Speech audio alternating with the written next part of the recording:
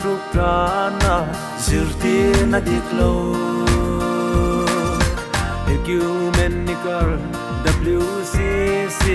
dan boche parore natura ni mai lomo liberal theology zirtir na popom su Krista zirtir na dichu fuan zero zirtir na diklo athang zel sual na ti punin om zel hun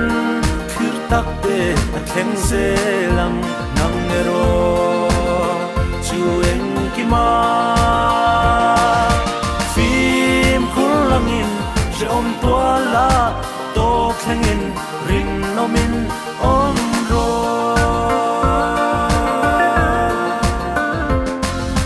sang tam zo kim an boral pha done zirtir na diklo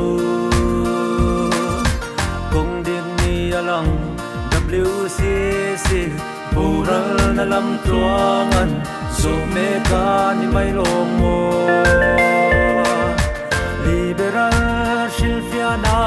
in na hel je biruro lalpa bingkul pui a chuan kan ludro zirtir na diklo athang zel sual na ti punin om zel hun khir tak te atheng zelang nang ero chu eng ki ma phim khulangin jom tua la to khengin rin nomin om ro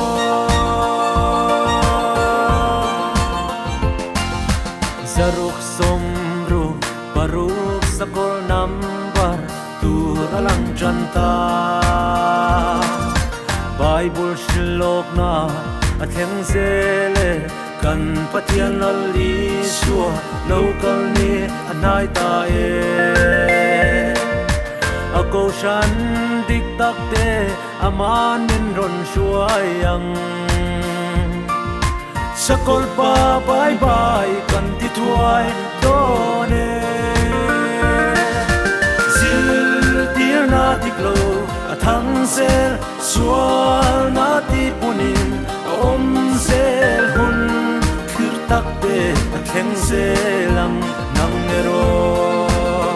chu eng ki ma phim khulangin jom tua la to khengin rin nomin om ro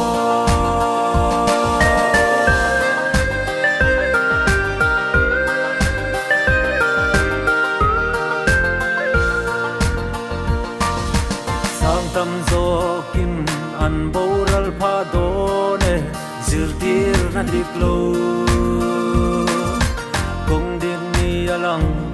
WCC boral na lam tuangan zo me ka ni mai lomo liberal shilfiana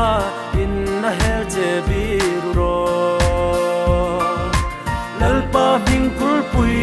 a chuan kan ludro zirtir na diklo athang zel sual na ti punin om zel hun khir tak te atheng zelang nang ero chu eng ki ma phim khulangin jom tua la to khengin rin nomin om